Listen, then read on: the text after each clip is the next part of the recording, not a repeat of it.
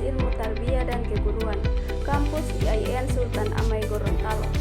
Pada kali ini saya akan menyampaikan video presentasi dari mata kuliah Manajemen Peserta Didik yang diampu oleh Ibu Yanti K. Manopo, MPDI.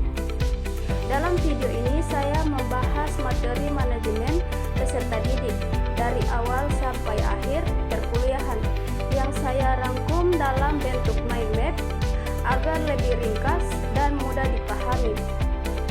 Baik, langsung saja. Materi yang pertama yaitu konsep dasar manajemen peserta didik. Konsep dasar manajemen peserta didik. Manajemen peserta didik adalah seluruh proses pengelolaan siswa mulai dari penerimaan, pembinaan, pengembangan, pelayanan, hingga lulusan yang dilakukan secara terencana, sistematis, dan berkesinambungan untuk mencapai tujuan pendidikan secara efektif dan efisien. Yang pertama, tujuan manajemen peserta didik yaitu menjamin terpenuhnya hak peserta didik, mengoptimalkan perkembangan potensi peserta didik, menciptakan ketertiban dan kedisiplinan sekolah, mendukung tercapainya tujuan pendidikan, meningkatkan mutu lulusan. Yang kedua, fungsi manajemen peserta didik.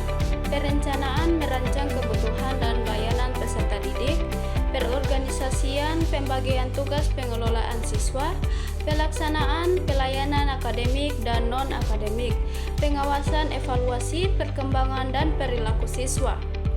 Yang ketiga, prinsip-prinsip manajemen peserta didik.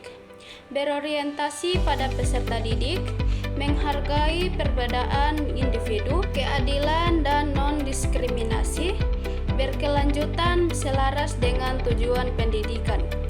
Yang keempat, ruang lingkup manajemen peserta didik, penerimaan siswa baru, pembinaan dan pelayanan siswa, pengembangan potensi, evaluasi prestasi, penanganan masalah siswa. Selanjutnya, materi yang kedua yaitu penerimaan peserta didik baru atau PPDB. Yang pertama, perencanaan penerimaan, menentukan daya tampung sekolah, menyesuaikan dengan jumlah rombongan belajar, menyediakan sarana dan prasarana mendukung, analisis daya tampung, jumlah ruang kelas, rasio guru dan siswa, ketersediaan fasilitas belajar, sistem penerimaan, zonasi berdasarkan jarak tempat tinggal, prestasi akademik dan non-akademik, afirmasi bagi siswa yang kurang mampu, perpindahan orang tua, mutasi kerja, prosedur penerimaan, pendaftaran online atau offline, seleksi berkas, data atau tes, pengumuman hasil seleksi, pendaftaran ulang, evaluasi pelaksanaan PPDB, kesesuaian prosedur, kendala pelaksanaan, perbaikan sistem penerimaan. Selanjutnya, materi masa orientasi siswa baru, pengenalan lingkungan sekolah, fasilitas sekolah, sistem pembelajaran, kegiatan sekolah. 2. Pengenalan warga sekolah, kepala sekolah, guru dan tenaga kependidikan, organisasi. Yang ketiga, pengenalan tata tertib, hak dan kewajiban siswa, aturan kedisiplinan, sanksi pelanggaran. Yang keempat, penanaman nilai dan budaya sekolah, nilai religius, disiplin dan tanggung jawab, sikap toleransi dan kerjasama. Yang kelima, adaptasi sosial dan akademik, penyesuaian dengan teman baru, penyesuaian pola belajar, pembentukan karakter awal. Selanjutnya, administrasi dan bimbingan konseling, administrasi peserta didik, buku induk siswa, absensi kehadiran data, perkembangan akademik, dan kepribadian. Yang kedua, bimbingan konseling, bimbingan pribadi, pengembangan kepribadian, bimbingan sosial, interaksi sosial, bimbingan belajar, kesulitan akademik, bimbingan karir, perencanaan masa depan. Yang ketiga, layanan konsultasi dan tindak lanjut, konsultasi siswa dan orang tua, pendampingan khusus, rekomendasi solusi.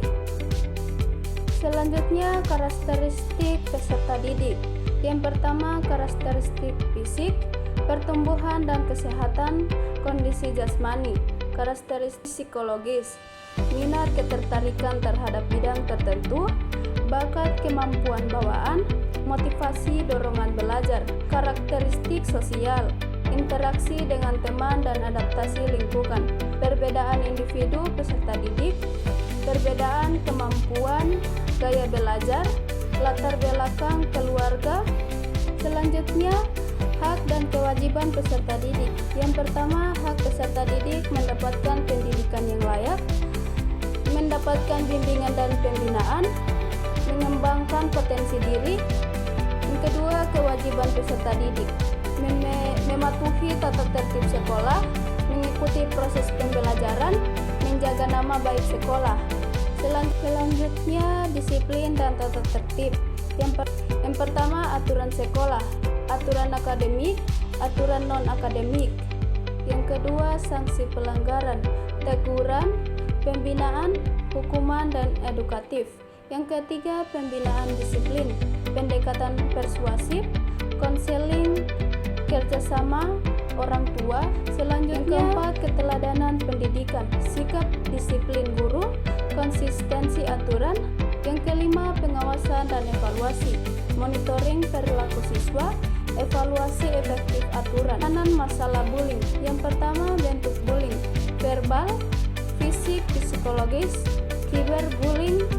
Yang kedua, faktor penyebab bullying, lingkungan keluarga, lingkungan pergaulan, kurangnya pengawasan. Yang ketiga, pencegahan bullying.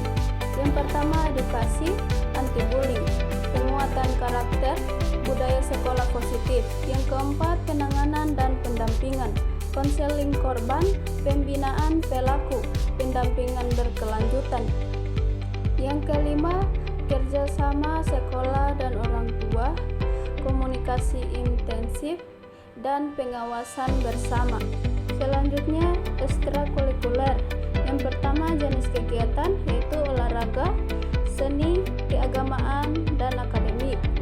Tujuan ekstrakurikuler, pengembangan bakat dan minat, pembentukan karakter, penguatan soft skill. Yang ketiga, pembinaan dan pendampingan, pembinaan kegiatan, program, dan pelatihan. Yang keempat, evaluasi kegiatan, keaktifan siswa dan prestasi yang dicapai. Selanjutnya, pengembangan potensi peserta didik, potensi akademik, prestasi belajar dan kompetensi akademik. Yang kedua, potensi non-akademik, kepemimpinan dan keterampilan kreativitas. Yang ketiga, program pengembangan diri, yaitu pelatihan, workshop, kegiatan penggayaan. Yang keempat, pembinaan berkelanjutan, monitoring perkembangan, evaluasi, dan tindak lanjut. Selanjutnya, prestasi peserta didik. Yang pertama, prestasi akademik, yaitu nilai rapor, prestasi lomba akademik. Yang kedua, prestasi non-akademik, olahraga, seni, dan keagamaan. Yang ketiga, penghargaan dan apresiasi. Yang pertama, sertifikat, piala, dan beasiswa. Yang keempat, evaluasi prestasi, hasil analisis pencapaian, peningkatan mutu pembinaan. Yang kelima, prestasi terhadap mutu sekolah, citra sekolah, meningkatkan kepercayaan masyarakat, daya saing lembaga pendidikan. Baik, itulah materi yang telah saya pelajari selama 1 semester, yaitu semester 3 dari mata kuliah manajemen peserta didik. Baiklah, itulah video presentasi dari saya. Jika ada kekurangan atau kesalahan dalam video pembelajaran ini, saya mohon maaf. Wabillahi taufiq wal hidayah. Wassalamualaikum warahmatullahi wabarakatuh.